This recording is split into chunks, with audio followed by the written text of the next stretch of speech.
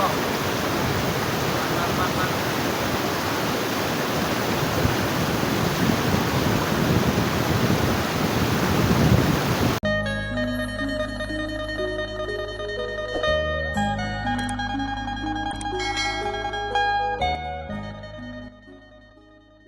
สบายดีทุกคนสบายดีFCทุกคนเนาะมื้อนี้ก็คือว่าแบบบ่เพชรก็ออกดำรงชีวิตครั้งแรกแต่ดนออกดำรงชีวิตครั้งแรกไปตึกมองแบบว่าสั้นๆเฮ็ดแบบประมาณตัดเอาประมาณเม็ดปลายนั่นแหละอย่ามองเฮานี่เบิ่งทุกคนมองเฮา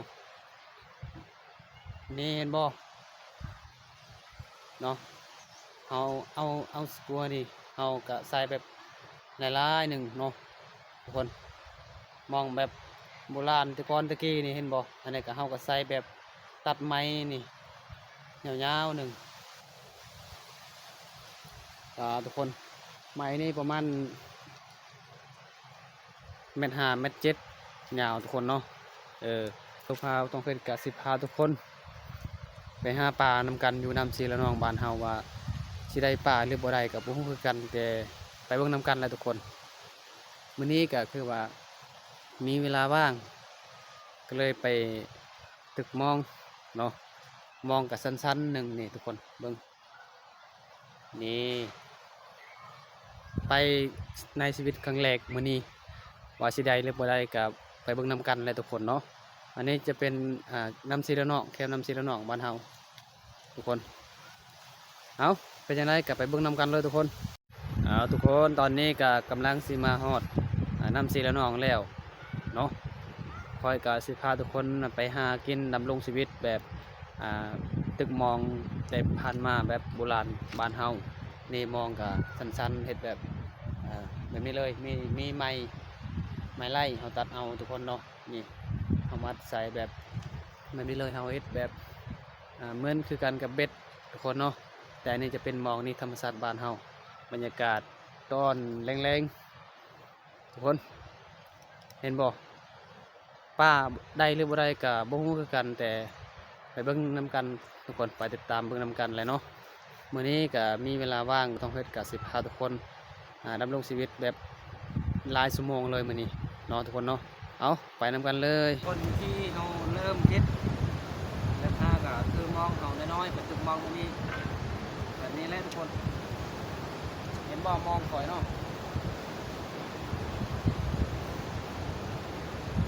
เห็นบ่นี่ทุกคนเห็นบ่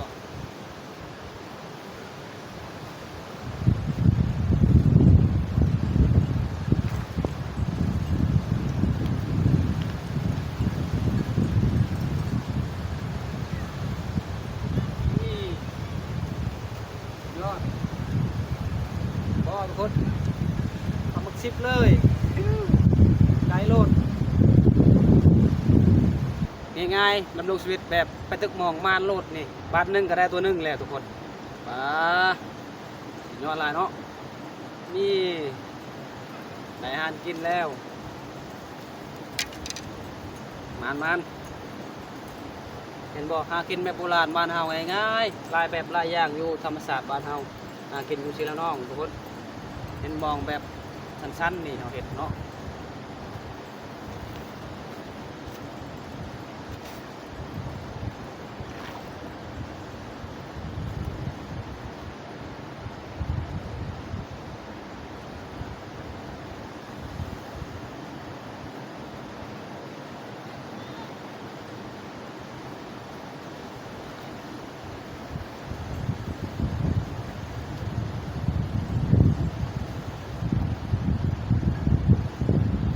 คนมาอีกแล้วนี่ยอดลายปลาปลากะปลาแซ่บๆทุกคนเห็นบ่โอ้ยมานทุกคนมันใครอยากกินปลากะมาหาคอยได้คอยสิพาทุกคนหาปลาและกินปลาแซ่บๆโอ้สุดยอดมื้อหน้าคอยสิเฮ็ดแบบนี้ตลอดเลยหากินแบบนี้ตลอดเลยทุกคนเนาะพอเฮ็ดแบบนี้ก็ได้หลายได้ ปลาทุกคนเนาะ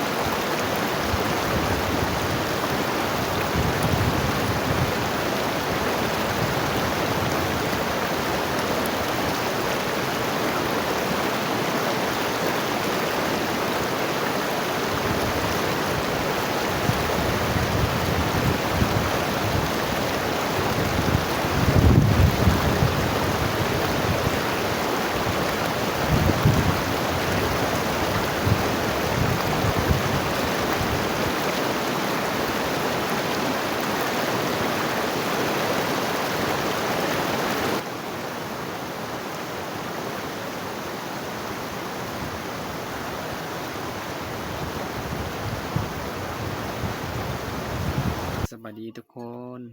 ตอนนี้คอยกะสิมาบอกเนาะคลิปที่คอยถ่ายมื้อแรงนี่เนาะมื้อแรงกี้นี้เพราะว่าโทรศัพท์คอยกะตกน้ำทุกคนคอยไปตึกหม้องตอนแรงแต่ตอนนี้กะ